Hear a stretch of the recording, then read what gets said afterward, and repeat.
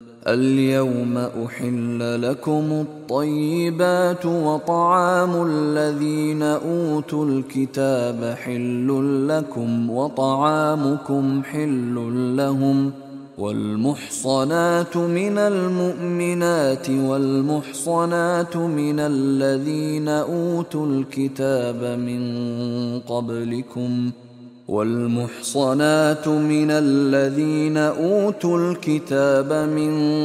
قبلكم إذا آتيتموهن أجورهن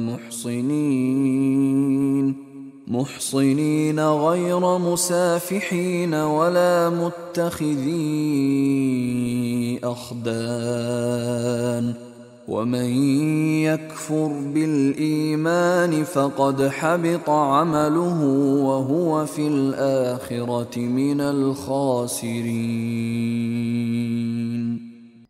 اليوم أحل لكم الطيبات وطعام الذين أوتوا الكتاب حل لكم وطعامكم حل لهم والمحصنات من المؤمنات والمحصنات من الذين أوتوا الكتاب من قبلكم اذا آتيتموهن اجورهن محصنين غير مسافحين ولا متخذي اخدان ومن يكفر بالإيمان فقد حبط عمله وهو في الآخرة من الخاسرين صدق اللہ العظیم۔ اليوم احل لكم الطیبات، یہ وہی انداز ہے کہ اليوم اکملت لكم دینکم واتممت علیکم نعمتی ورضیت لكم الاسلام دینا۔ آج کے دن تمہارے لیے تمام پاکیزہ چیزاں حلال کر دی گئیں، یعنی اگر اس سے پہلے کوئی مختلف مذاہب میں، یہود کی شریعت میں حضرت یعقوب علیہ السلام کی بات پسند و ناپسند جو ذاتی تھی اس کی بنا پر کوئی رکاوٹیں ہو گئی تھیں، یا یہ کہ مشرکانہ جو اوہام تھے ان کی وجہ سے تمہارے ذہنوں میں کچھ الجھنیں تھیں، آج ان سب کو صاف کیا جا رہا ہے۔ اليوم احل لكم الطیبات، تمام صاف ستھری پاکیزہ چیزاں تمہارے لیے حلال ہیں۔ وطعام الذین اوتوا الکتاب حل لكم، اور ان لوگوں کا کھانا بھی کہ جنہیں کتاب دی گئی تھی تمہارے لیے حلال ہے۔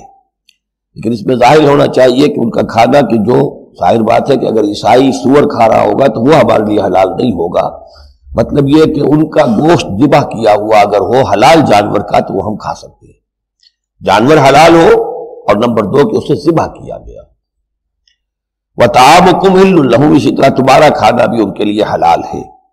والمحصنات من المؤمنات، اور تمہارے لیے شادی کرنا بھی حلال ہے ان سے بھی کہ جو خاندانی خواتین ہوں اہل ایمان میں سے۔ والمحصنات من الذین اوتوا الکتاب من قبلکم، اور خاندانی خواتین ان لوگوں کی کہ جنہیں کتاب دی گئی تھی تم سے پہلے، یعنی مسلمان مرد جو ہے عیسائی اور یہودی خاتون سے شادی کر سکتا ہے۔ اذا آتیتموہن اجورہن، جبکہ تم انہیں ادا کر دو ان کے مہر۔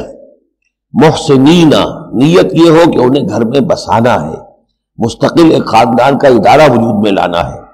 غیر مسافرین، صرف شہوت رانی کے لیے نہیں، صرف مستی نکالنے کے لیے نہیں۔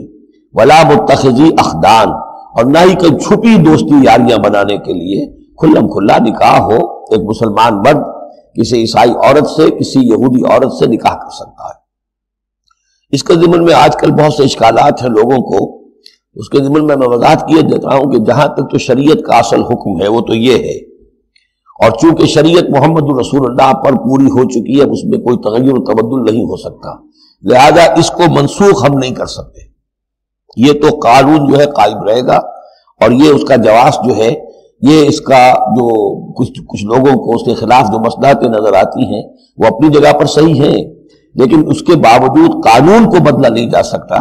اگر ایک خالص اسلامی ریاست ہو تو کچھ عرصے کے لیے کسی ایسی اجازت کو موقوف کیا جا سکتا ہے، جیسے حضرت عمر رضی اللہ تعالیٰ عنہ نے ایک زمانے میں جبکہ قحط پڑا ہوا تھا تو قطع ید کی سزا جو ہے، چوری پر ہاتھ کاٹنے کی سزا کو موقوف کر دیا تھا۔ یہ حالات ایسے ہیں۔ اسی طرح سے عارضی طور پر کسی حکم میں، کسی ایگزیکٹو آرڈر کے ذریعے سے، اسلامی حکومت کے کسی عارضی حکم کے ذریعے سے کوئی پابندی لگ سکتی ہے۔ مثلا چونکہ صورتحال یہ ہے کہ مسلمان مردوں کو اجازت ہے عیسائی اور یہودی عورتوں سے شادی کی، مسلمان عورت کی شادی نہیں ہو سکتی کسی بھی عیسائی یا یہودی مرد سے۔